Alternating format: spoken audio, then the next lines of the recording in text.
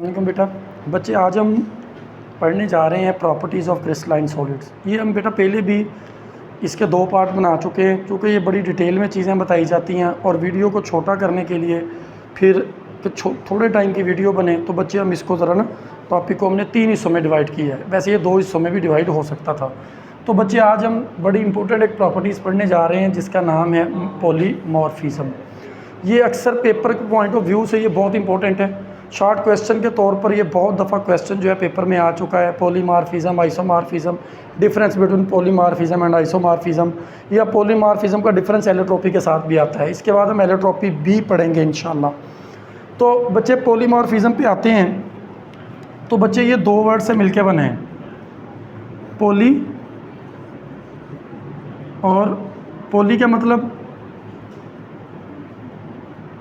Many, और morph ये मैंने पहले भी बताया था प्रीवियस लेक्चर में, इसका मतलब शेप। यानी कि बहुत सारी शक्लों के अंदर, बहुत सारी अशकाल के अंदर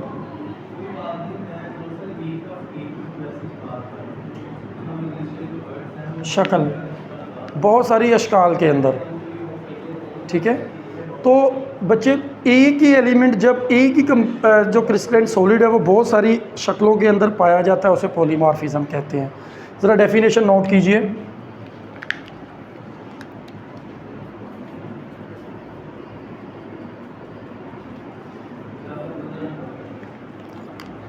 the process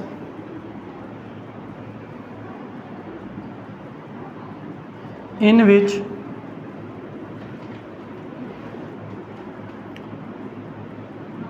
one crystalline solid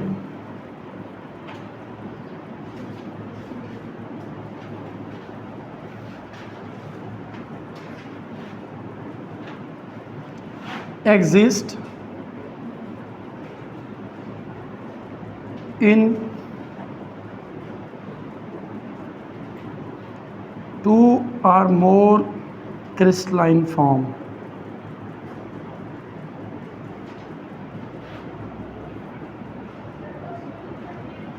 the process in which, वो अमल जिसमें एक क्रिस्टलाइन सॉलिड बहुत सारी 2 या 2 से ज़्यादा शक्लों के अंदर या फॉर्म के अंदर एग्जिस्ट करता है। आपको याद हो तो हमने पढ़ा था आइसोमॉर्फिज्म के अंदर कि जहाँ पर 2 या 2 से ज़्यादा जो क्रिस्टलाइन सॉलिड थे वो पाए जाते थे, एक ही फॉर्म के अंदर एग्जिस्ट करते थे। लेकिन यहाँ पर एक क्रिस्टलाइन सॉलिड है, एक सब्सटेंस है जो 2 या 2 से ज़्यादा क्रिस्टलाइन फॉर्म के अंदर, शेप्स के अंदर एग्जिस्ट करता है, पाया जाता है। जैसे मिसाल के तौर पर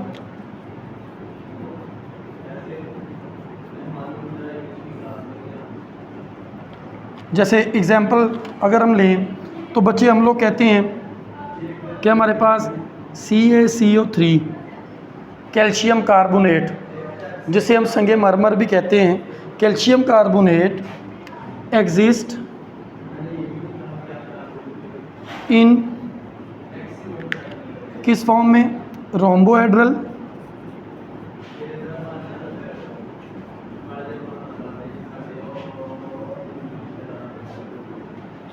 and trigonal form.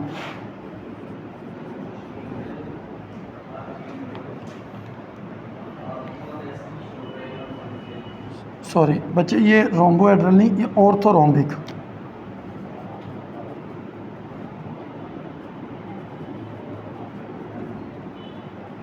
Orthorhombic form and trigonal form, ये दोनों अशकाल के अंदर पाया जाता है, दोनों फॉर्म के अंदर पाया जाता है।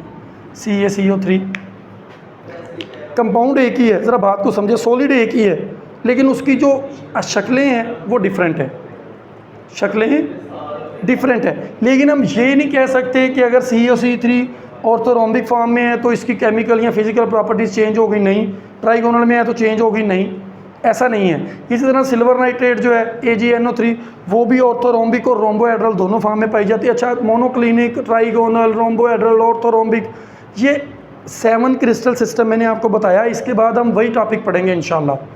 ये 7 क्रिस्टल सिस्टम जो है, मैंने बताया कि हर सॉलिड जो है वो 7 तरह की टोटल अशकाल्स के अंदर, शक्लों के अंदर, फॉर्म्स के अंदर एग्जिस्ट करता है। ये उन्हीं के नाम है, उन्हीं के नाम है। कोई भी आप सॉलिड लेंगे तो उसी में से किसी एक वो सिस्टम का हिस्सा होगा, किसी एक शक्ल का हिस्सा होगा। तो ये उसी के नाम जो है यहाँ पर लिए जाते हैं। होता क्या है, ज़रा इसके बारे में कुछ और मेजर पॉइंट्स नोट कीजिए कि पॉलीमॉर्फिज्म के बारे में प्रॉपर्टीज़ ज़रा इसकी थोड़ी सी।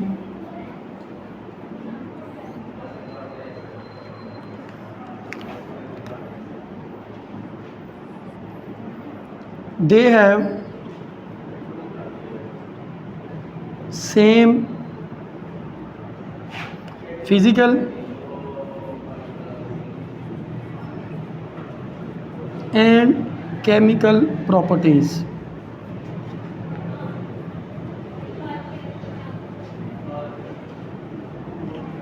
अब अगर आप थोड़ा सा फ्लैशबैक में जाएं तो हमने कल पढ़ा था कि आइसोमॉर्फिज्म जो है, चूँकि बेटा वो 2 या 2 से ज़्यादा क्रिस्टलाइन सॉलिड की शेप एक तरह की होती है, तो चूँकि वो हैं तो 2 ही या 2 से ज़्यादा ही, तो उनकी फ़िज़िकल प्रॉपर्टीज़ और केमिकल प्रॉपर्टीज़ दोनों डिफरेंट होती हैं।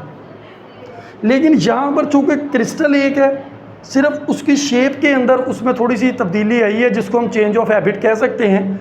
लेकिन बेटा उसकी फ़िज़िकल और केमिकल प्रॉपर्टीज़ जो हैं ये हमेशा सेम रहेंगी। इस बात को आपने नोट करना है, इसको याद रखना है।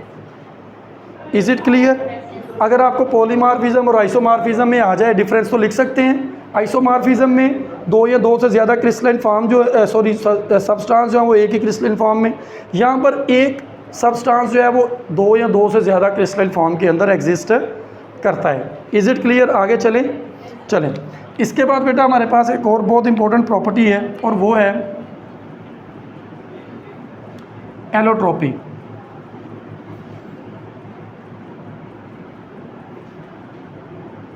एलोट्रोपी और पॉलीमॉर्फिज्म, इन दोनों में फ़र्क सिर्फ एक वर्ड का है।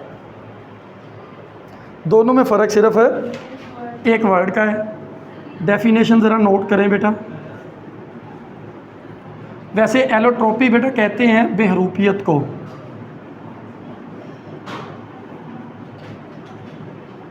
बहरूपियत कहते हैं कि जब एक ही शख्स अपने, जैसे हम कहते हैं कि एक ही शख्स अपने नकाब बदलता है, अपने चेहरा बदलता है, अपने चेहरे का हुलिया बदलता है, तो वो बहरूपिया है। जो किसी और का जो है वो हुलिया अडॉप्ट कर ले, है वो एक ही शख्स लेकिन वो वक्त के साथ साथ अपना हुलिया अडॉप्ट करता है, तो एलोट्रोपी उसी की तरह की है।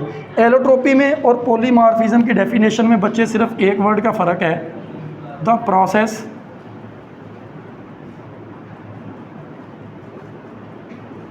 in which one element exists in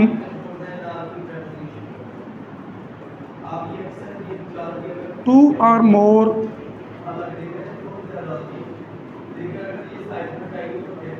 crystalline form।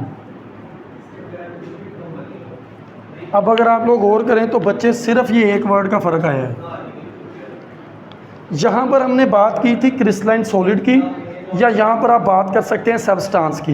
यहाँ पर मैंने बात की है एक एलिमेंट की, कि जहाँ पर एक एलिमेंट जो है वो एक से ज़्यादा क्रिस्टलाइन फॉर्म में पाया जाए उसको एलोट्रोपी कहते हैं। लेकिन अगर यहाँ पर आ जाए एक क्रिस्टलाइन सॉलिड या सब्सटेंस, यहाँ पर सब्सटेंस का वर्ड भी यूज़ हो सकता है कि एक सब्सटेंस एक से ज़्यादा क्रिस्टलाइन फॉर्म में पाया जाए तो वो पॉलीमॉर्फिज्म। अगर एलिमेंट का वर्ड आए तो वो एलोट्रोपी है। एलिमेंट का वर्ड आए तो वो एलोट्रोपी। ये बात मेरी समझ आई है बेटा, क्या फ़र्क है दोनों में? जैसे देखिए ना, यहाँ पर बच्चे हमने बात की है पूरे क्रिस्टलाइन सॉलिड की, एक सॉलिड की। यहाँ पर हम जस्ट एक बात करेंगे किसी एक एलिमेंट की। जैसे यहाँ पर हम लोग कह देते हैं कि carbon has 3 allotropic forms. Carbon जो है उसमें 3 एलोट्रोपिक फॉर्म्स होती हैं बेटा। कार्बन में 3 कौन कौन सी होती हैं? ये भी आप लोगों का अच्छा क्वेश्चन है। एक होती है बेटा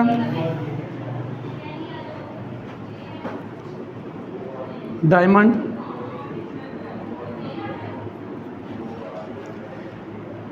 एक होती है बेटा, दूसरी है ग्रेफाइट, और तीसरी है बकी balls.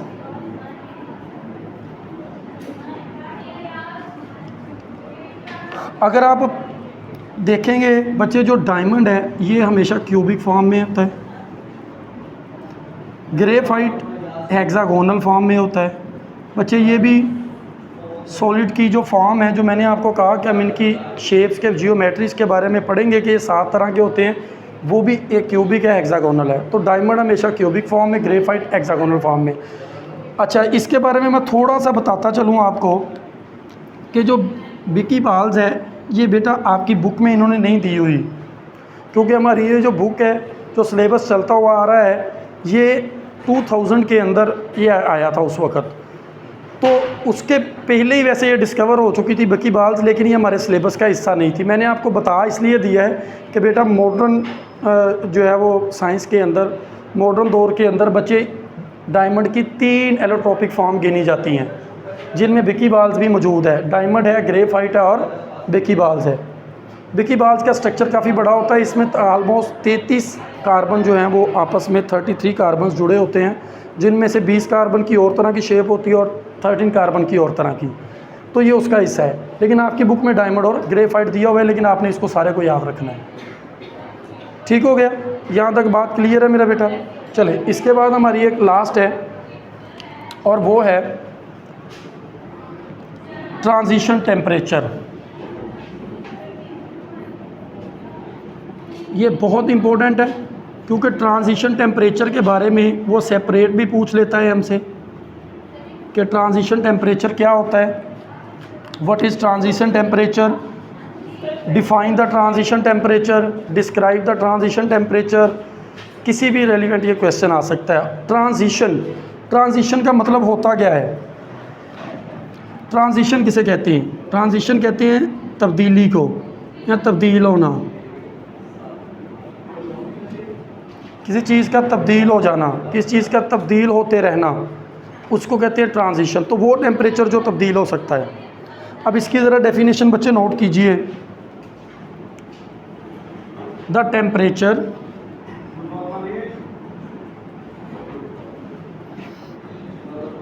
Eight which a substance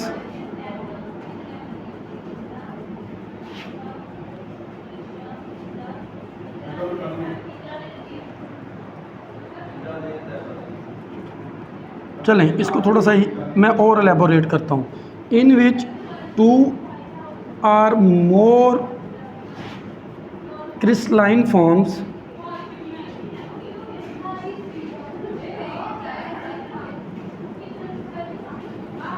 of a same substance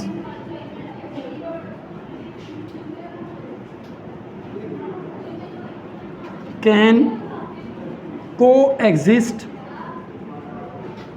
in equilibrium।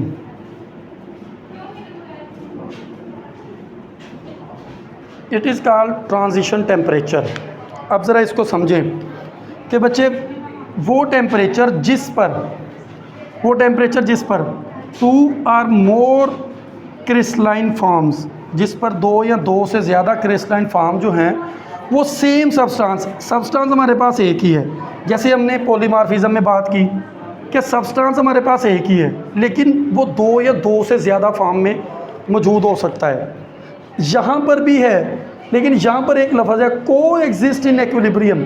वो हमेशा एक्विलिब्रियम की फॉर्म में इकट्ठे रहेंगे, एक दूसरे के साथ रहेंगे। ये बात को ज़रा ज़हन में रखना है। जैसे ज़रा बात को समझिए बेटा, एग्जांपल दे रहा हूँ, बात को समझें बच्चे। हमारे पास जो है वो सल्फ़र है, S8। अब S8 जो है ये बेटा रहेगा S8 की शक्ल में ही, लेकिन इसकी सिर्फ शक्ल चेंज होगी। यहाँ पर ये रोम्बोहेड्रल है,